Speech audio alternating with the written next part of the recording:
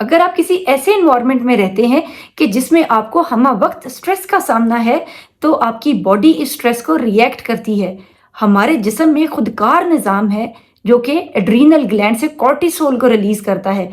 Cortisol एक hormone है जो स्ट्रेस कंडीशन के अंदर रिलीज होता रहता है। वैसे तो हमारी बॉडी में हमेशा एक बैलेंस्ड स्टेट ऑफ कॉर्टिसोल मौजूद रहता है जो कि ब्लड प्रेशर को, ग्लूकोज लेवल को, मेटाबॉलिज्म को और स्लीप वेक पैटर्न को रेगुलेट करता है। यानी कि हमारी बॉडी में जो ब्लड की एक सर्कुलेशन है, ग्लूकोज की कमी या ज्यादती है, या फिर जो हम खाना खाते हैं प्रोटीन्स, कार्बोहाइड्रेट्स और फैट्स को हजम करने में मदद देता है। इसी तरह से हमारे सोने जागने की रूटीन्स को भी ये कंट्रोल और मॉनिटर करता है। लेकिन इसके अलावा एक बहुत बड़ा मेजर रोल जो कॉर्टिसोल करता है वो ये है कि स्ट्रेसफुल सिचुएशन में ये बॉडी की इन्फ्लेमेशन को कंट्रोल करता है और बॉडी को नॉर्मलाइज करने में हेल्प आउट करता है। जब हम हमेशा ही स्ट्रेस में रहते हैं तो कॉर्टिसोल रिलीज होता रहता है और इसकी ओवर एक्टिविटी हो जाती है। एक तरह से ये हमारी बॉडी के अंदर बहुत ज़्यादा प्रोड्यूस हो जाता है और जैसा मैंने बताया कि इसका हाई लेवल भी और इसका लो लेवल भी हमारी बॉडी के लिए बहुत ही प्रॉब्लम्स लेकर आता है। इसके नतीजे में क्या होता है, हाई कोलेस्ट्रॉल लेवल जो हर वक्त स्ट्रेस में रहने की वजह से आपने बढ़ा लिया है, उसके आपके जिस्म के ऊपर क्या असरात मरतब होंगे, इसका जायजा लेते हैं। Number 1 is weight gain. ये ओवरऑल वेट गेन नहीं है जो स्केल के ऊपर नजर आता है, बल्कि ये वेट गेन आपकी मिडल ऑफ योर फेस नजर आएगा। जैसा कि डबल चिन का हो जाना, जो आपकी चीक्स हैं, चीक बोन्स हैं, उनके ऊपर पफीनेस हो जाना, जैसे कि स्वेलिंग हो गई है, सूजन वाला मुंह हो गया ना, जैसे स्वेल हो गया फेस, इस तरह की आपको नजर आएगी। इसी तरह एब्डोमेन के ऊपर भी फैट्स का इकट्ठे हो जाना। इस सूरत हाल में इन लोगों की जो टांगे या बाजू हैं उनके ऊपर फैट्स गेन नहीं होती हैं, लेकिन एब्डोमेन के ऊपर, फेस के ऊपर, स्पेशली चिन की साइड्स के ऊपर बहुत ज़्यादा फैट्स इकट्ठी हो जाती हैं। तो आपको पता चलना चाहिए कि आपका कॉर्टिसोल लेवल इंक्रीज हो रहा है और आप बहुत ज़्यादा स्ट्रेस प्रोन पर्सन है और आप बहुत ज़्यादा स्ट्रेस लेते हैं। इसके अलावा इसी से मिलती जुलती एक मेडिकल कंडीशन है जिसको एगैंथोसिस निग्रिकेंस कहते हैं। ये दरअसल वेलवेटी स्किन हैं, गर्दन के पीछे एक तरह से जैसे वेलवेट की फोल्ड्स होती हैं ना, वो बन जाती हैं। इसी तरह बाजू के गिर्द या एब्डोमेन के गिर्द किसी भी जिस्म के हिस्से में ये स्किन इकट्ठी होना, सिकुड़ना शुरू कर देती है। इस चीज़ की रीज़न क्या होती है कि जैसा कि कॉर्टिसोल के बारे में मैंने बताया कि ये शुगर लेवल को भी कंट्रोल करती है।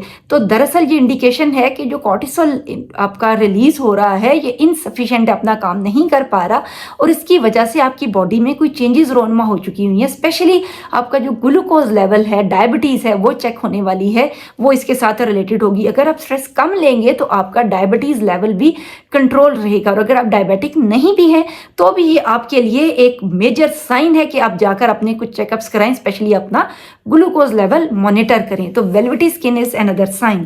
थर्ड चीज जो कि बहुत ही अपेरेंट है वो है स्ट्रेच मार्क्स। अक्सर ऐसे लोग, यानी ऐसे स्ट्रेच मार्क्स जो प्रेगनेंसी में नज़र आते हैं या कुछ मेडिकल कंडीशंस में नज़र आते हैं कि जिसमें स्किन के ऊपर स्ट्रेचेस बन जाते हैं, जैसे इलास्टिसिटी ऑफ स्किन है ना, उसकी वो आती है कि हमारी स्किन के अंदर एक सर्टेन लेवल ऑफ इलास्टिसिटी है, वो उससे ज़्यादा खिंच जाती है तो स्ट्रेच मार्क्स बन जाते हैं। अब इस कंडीशन में क्या होता है कि हमारी जो स्किन का डर्मस और एपिडर्मस है ये बहुत ही थिन हो जाता है। जैसे हमारी स्किन है ना, इसके अंदर एक सर्टेन लेवल ऑफ थिकनेस है, ये उस लेवल से ज़्यादा थिन हो जाती है और उसके नतीजे में ये टीयर कर जाती है, फट जाती है। जो स्ट्रेच मार्क्स हैं जो कॉर्टिसोल लेवल से रिलेटेड हैं ये स्पेशली अपेरेंट होते हैं एब्डोमेन के गिर्द, यहाँ पर जो प्रेगनेंसी स्ट्रेच मार्क्स होते हैं जो उससे डिफरेंट होते हैं अपनी वज़ाकता में भी और अपनी लोकेशन के हिसाब से भी।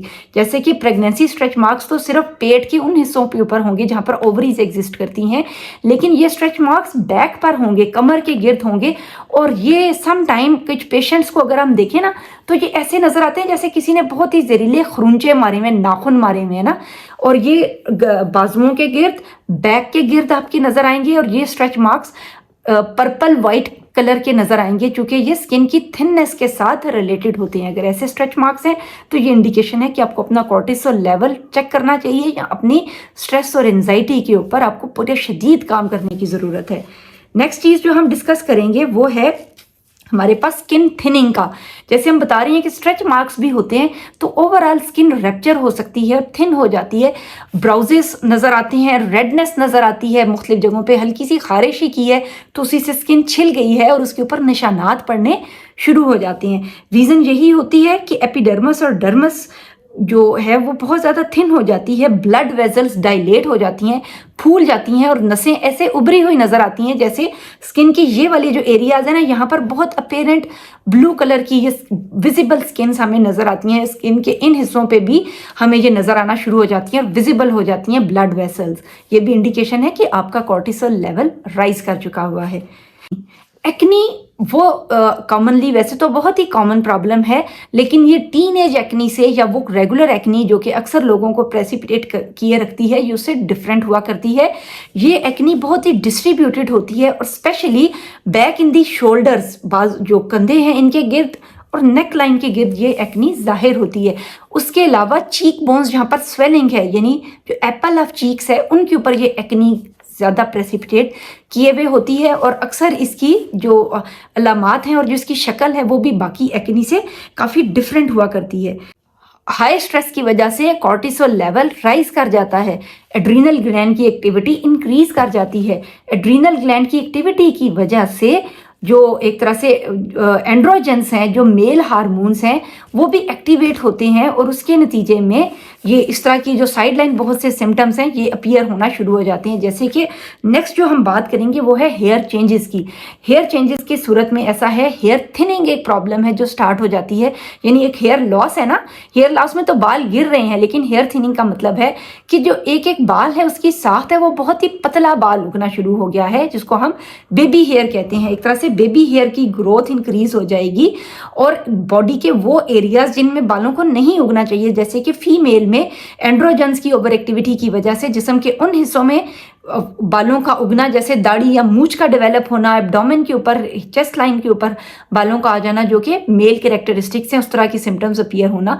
और वो बाल जो हमें चाहिए, जैसे सर के बाल हैं, तो उनके अंदर जो टेक्सचर है वो डिस्ट्रॉय होना शुरू हो जाता है और बाल थिन होना शुरू हो जाते हैं। यूजुअली हमारी बॉडी के ऊपर स्किन इन्फेक्शंस के हिसाब से फंगस और यीस्ट जो बैक्टीरियाज हैं वो हमेशा एग्जिस्ट करते हैं, लेकिन हाई कॉर्टिसोल लेवल की सूरत में हमारी स्किन ज़्यादा वल्नरेबल हो जाती है कि कोई भी इन्फेक्शन अगर हुआ है, कोई छोटा मोटा स्कार आया है तो वो हील नहीं होगा। हमारी बॉडी पे कहीं भी कोई ज़ख्म बना है तो वो हील होने में, ठीक होने में ज़्यादा टाइम ले रहा है। या इसी तरह से कोई भी हमारी बॉडी के ऊपर स्किन इन्फेक्शंस अगर हो रहे हैं तो वो ज़्यादा वर्स हो सकते हैं और उनके ठीक होने के चांस कम हो जाते हैं, क्योंकि हमारी स्किन ज़्यादा थिन हुई होती है। इस तरह से अगर आप मॉनिटर करते हैं कि अगर आप स्ट्रेसफुल सिचुएशन में रहते हैं और आपकी ये प्रेसिपिटेटेड एक्नी है, स्टेरॉइड एक्नी है, स्ट्रेच मार्क्स हैं specially at the back, acne है specially at the back and abdomen and thighs के गिर्द, या फिर हेयर थिनिंग हो रही है, उसके अलावा स्किन इन्फेक्शंस आपके ठीक नहीं हो रहे हैं, या ये सारी चीज़ें, weight gain in specific areas, यानी आपकी बाजू तो पतले हैं लेकिन आपके एब्डोमेन पे और आपके फेस के ऊपर बहुत ही अजीबोगरीब फैट्स, जो स्वॉलन फैट्स हैं, वो एक्यूमुलेट हो रही हैं, तो ये साइन है कि आपकी बॉडी पूरी तरह से रिएक्ट कर रही है स्ट्रेस को जो कि आपको दरपेश है और आपकी बॉडी के अंदर हाई लेवल ऑफ कॉर्टिसोल मौजूद है और आप इस चीज़ को ठीक कर सकते हैं। ठीक कैसे कर सकते हैं, इसके ऊपर मैं ऑलरेडी वीडियो बना चुकी हूँ जो फूड सप्लीमेंट से और फूड चेंजेस से रिलेटेड है। उसके अलावा भी हम इसके पर बात करेंगे। मेरे चैनल के साथ बंधे रहिएगा। अगली क्लिप में मिलते हैं। अल्लाह हाफिज़।